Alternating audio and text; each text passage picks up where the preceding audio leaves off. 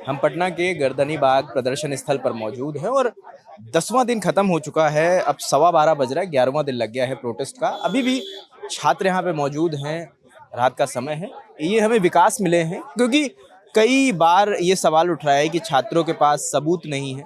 हम भी कोशिश कर रहे थे कि ऐसे कुछ साक्ष्य हमें भी मिले जिससे हम बात कर सकें, आयोग से बात कर सकें, क्योंकि आयोग की तरफ से और सरकार की तरफ से लगातार कहा जा रहा था ऐसे कोई सबूत हमारे पास नहीं आए हैं जिससे हम री एग्जाम के बारे में सोचें। तो ये विकास है, विकास कुछ दावे कर रहे हैं। क्या दावा है विकास? सर, इसको आप जिस तरीके से लें, दावा या जो भी कहें, एक्चुअली मैं बीपीएससी का अभ्यर्थी हूँ और मेरा सेंटर पटना के ही रामकृष्ण द्वारका कॉलेज में था। उस दिन मेरे 2 एग्ज़ाम्स थे, एक तो बीपीएससी का और एक आरपीएफ एसआई का, और जिसकी टाइमिंग बीपीएससी की 12 से 2 थी।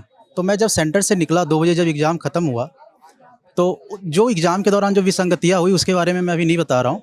जो मेन चीज़ है उसके बारे में पहले बताना। अगर एग्जाम के दौरान भी कुछ हुआ है तो वो भी बता सकते हैं।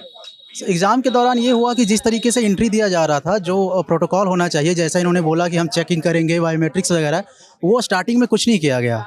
वो इसी तरीके से एडमिट कर रहे थे जैसे कोई स्कूल चिल्ड्रन एग्ज़ाम देने जाता है।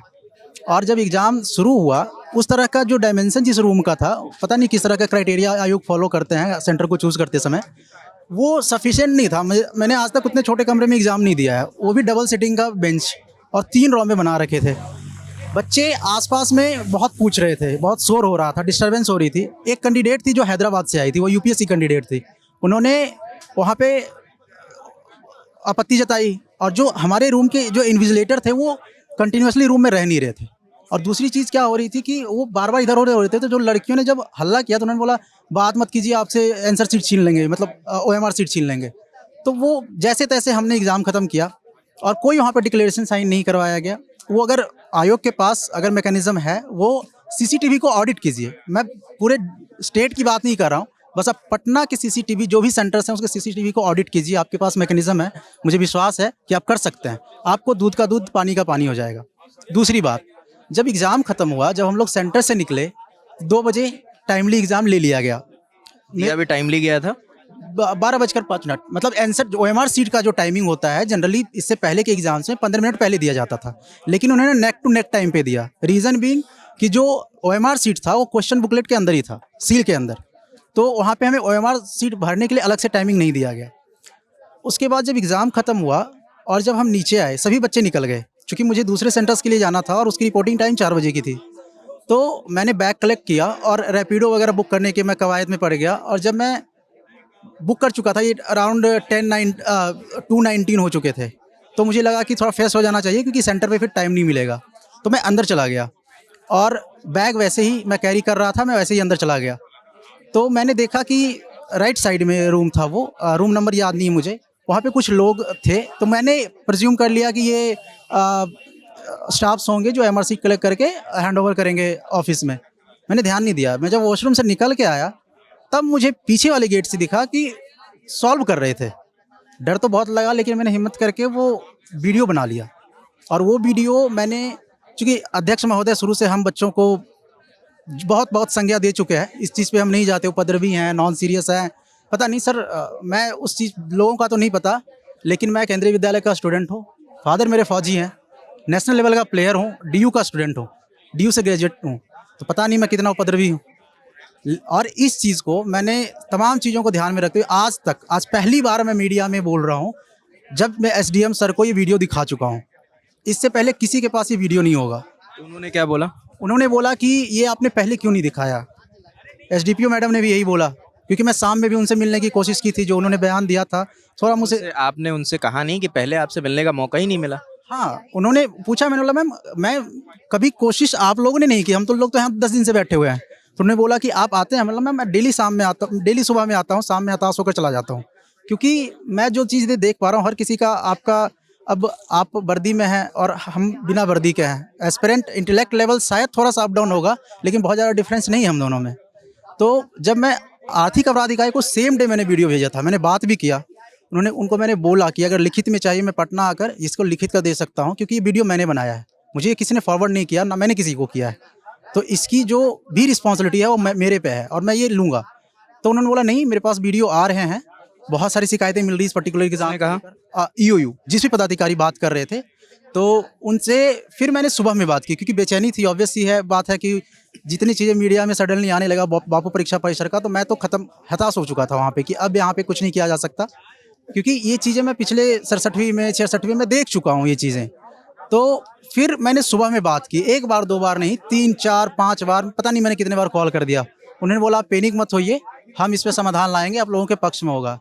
लेकिन मुझे एक रिप्लाई तक नहीं आया उनके द्वारा। ना तो उन्होंने, जैसे आज एसडीपीओ मैडम और एसडीएम सर ने बोला कि एक मेमोरेंडम बनाकर इसको पेन ड्राइव में डालकर जो भी लिखित है उसको देकर आप जब डेलीगेशन जो भी जाएगा उसमें आप खुद रहिएगा, और ये चीज़ जो भी वाकया हुआ है वो आप बताइए। आप इतने दिन से, तब उन्होंने बोला कि आप इतने दिन से कहाँ थे, क्यों नहीं इनको इसको आपने लाया।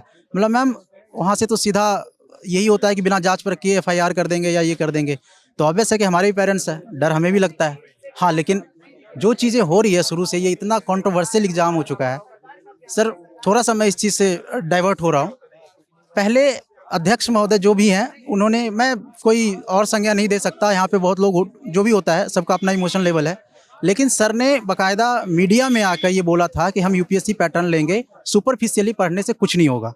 लेकिन जो पेपर है वो प्रत्यक्ष है और उसको किसी प्रमाण की जरूरत नहीं है। सर ने अब किस मंतव्य से ऐसा कहा, और जो पेपर हमें कंफ्यूज करने के लिए दिया उन्होंने, चाहे जो भी है वो उनका इंटेलेक्ट है, ठीक है, वो कहेंगे कि हमने जो पेपर दिया आपको सॉल्व करना है। लेकिन सर ये सामने आप मीडिया में आकर ये बोलने की क्या जरूरत थी। तो हम लोगों के बीच में स्टार्टिंग से ये कन्फ्यूजन क्रिएट कर दिया गया। फिर भी हम अभ्यर्थी हैं। सर ने एक और बात कही थी कि हम 3,84,000 छात्रों का भविष्य दाव पे नहीं रख सकते, क्योंकि उन्होंने एडमिट कार्ड डाउनलोड कर दिया है। सर मैंने भी एडमिट कार्ड डाउनलोड किया था, सेंटर मेरा पटना में ही था, लेकिन फिर भी मैं 6 तारीख को नॉमिनेशन के विरुद्ध आया था और अभी भी आ रहा हूँ और जा रहा हूँ। कोई भी पदाधिकारी अभी तक बात करने नहीं आए। आज जो भी आए प्रशासन की तरफ से डेलीगेशन, उनको मैंने अपनी बात रखी है। अब इस पे क्या होगा आगे वो आयोग की जिम्मेदारी है। ये विकास का कहना है कि जब ये सेंटर से अपने घर जा रहे थे तब इन्होंने वीडियो बनाई, जो वीडियो आप अभी देख पा रहे हैं स्क्रीन पर। और विकास ये भी कह रहे हैं कि ये कुछ लोग ओएमआर भर रहे थे। तो ये एक आरोप जरूर है, क्योंकि अभी ये भी नहीं जानते हैं कि अंदर क्या हो रहा था, मगर इन्हें ये आभास हुआ। मगर मुद्दा ये है कि ये जांच का विषय, ये हम भी जानते हैं, आप भी जानते हैं, मगर जांच होनी भी चाहिए, क्योंकि जांच कई बार जिक्र करके हम छोड़ देते हैं कि ये आरोप है जांच का विषय, मगर कई बार जांच नहीं होती। यहाँ पर इतने छात्र बैठे हैं बीते 10 दिन से, इनका भी एक ही मांग है कि जो ये आरोप लगा रहे हैं, जो ये वीडियो दिखा रहे हैं, जो कंटेंट सरफेस कर रहे हैं, उनकी जांच होनी चाहिए। हालांकि आज 10वें दिन रात 12 बजे आए हैं लोग, सर 11:30 10:30 के आसपास एसडीएम, एसडीपीओ और डीएसपी यहाँ पे आए थे छात्रों से बात करने के लिए, और उनसे कहा है कि आप एक मेमोरेंडम दीजिए, वो आगे बात करेंगे, वक्त दिलाएंगे जिनसे भी ये बात करना चाहेंगे। जी बताएं सर। एक और बात है, मैं आपके माध्यम से कहना चाहता हूँ, ये जो भी अध्यक्ष और जो कॉन्स्टिट्यूशनल बॉडी है बीपीएससी के बीच में क्या चल रहा है हमें नहीं पता। हम सिंपल स्टूडेंट्स हैं, ना तो मैं जल्दी नारेबाजी में इन्वॉल्व होता हूँ, ना मैं आयोग के पास जाता हूँ, क्योंकि मैं 1-2 बार अकेले गया था मिलने, लेकिन मुझे एंट्री नहीं दी गई थी इसी बात को लेकर।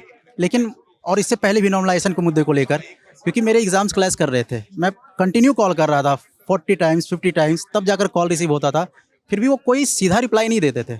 और ये जो पूरा कन्फ्यूजन अभी जो बच्चों के बीच में चला आया है, 4 तारीख को एग्ज़ाम लेने का उन्होंने दावा कर दिया है, एडमिट कार्ड जारी कर दिया है शायद।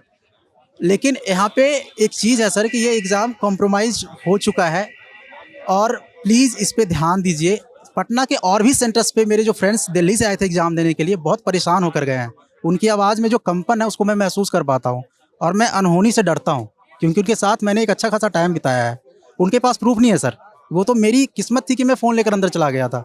लेकिन बहुत सारे जो मेरे फ्रेंड्स हैं वो ओएमआर सीट का पैकेट फटने का दावा कर रहे हैं दूसरे सेंटर्स पे भी। वो कह रहे हैं कि हमें आयोग बुलाएगा तब हम जाएंगे, क्योंकि जो पटना में रह रहे हैं वो छात्र आंदोलित हो सकते हैं, लेकिन जिनको बाहर रह रहे हैं उनको और भी काम है, और भी कॉम्पिटिशन्स की तैयारी कर रहे हैं, तो उनके पास इतना टाइम नहीं है कि आकर घेराव करे या धरना दे। तो प्लीज़ इन सब चीज़ों को ध्यान में रखें और इस पर एक कंक्लूजन पे आइए। इसको एग्ज़ाम कराना बहुत ज़रूरी है सर, क्योंकि 4 तारीख को अगर एग्ज़ाम कंडक्ट हो गया तो ये एक सोनू था, मुझे डर है कि पता नहीं कितने सोनू आ जाएंगे सामने, और मैं ये नहीं चाहता, मुझे लगता है कोई भी नहीं चाहता ये।